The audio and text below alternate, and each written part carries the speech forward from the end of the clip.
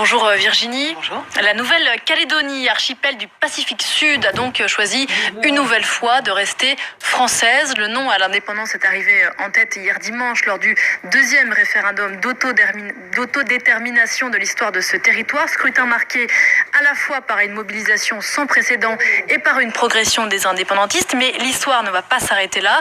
On y revient dans un instant. D'abord, quelles leçons tirer de ce référendum? Alors d'abord, on voit que la Nouvelle-Calédonie est une collectivité divisée au niveau électoral. On va le voir sur la carte. Le Sud et notamment la capitale Nouméa ont massivement voté pour le non à l'indépendance, tandis que le Nord a voté plutôt en faveur de l'indépendance. Et ce qui est frappant, c'est que cette carte électorale correspond finalement à une division démographique également de l'île. On va le voir sur une autre carte. Le Sud est essentiellement habité par ce qu'on appelle les Caldoches, c'est-à-dire une population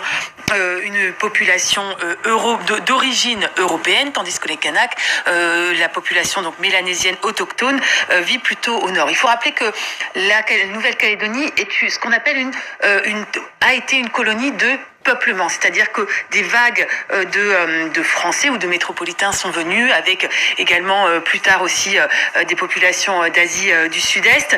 Et il y a eu à partir de 1853, finalement l'appropriation des terres par les Blancs sur les Kanaks, la mise en réserve de la population kanak, des répressions sanglantes aussi sur ces populations. Et ce qui est frappant, et on ne le sait pas assez en France, c'est que l'ONU considère aujourd'hui encore que la Nouvelle-Calédonie est une colonie, l'une des 17 dernières colonies qui existent au monde.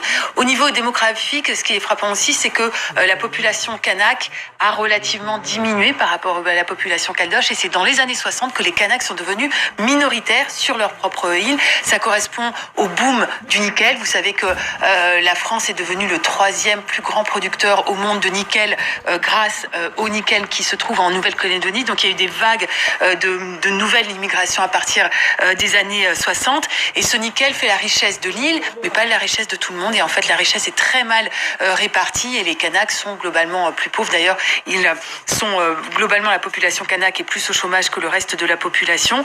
Et la deuxième leçon finalement de ce référendum, vous l'avez mentionné tout à l'heure, c'est qu'il y a eu une mobilisation massive, et surtout le oui à l'indépendance progresse. C'était il y a 2 ans 43%, aujourd'hui 46%. Donc on va quand même dans cette direction. Et pour rappeler quand même que la revendication des indépendantistes, c'est le transfert total et complet des compétences régaliennes vers la Nouvelle-Calédonie. Très rapidement, c'était le deuxième référendum. L'histoire ne s'arrête pas là, Virginie?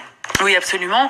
Ce que proposaient les accords de Nouméa de 1988, puis les accords de Matignon, c'est la possibilité d'un 3e référendum. Il faut que le Congrès de l'île, enfin un tiers en tout cas des membres de ce congrès décident d'un 3e référendum. Ils ont 6 mois pour se décider.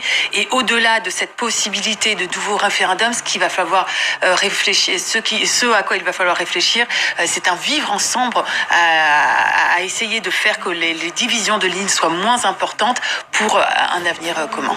Merci beaucoup. Et le président Macron a accueilli ces résultats avec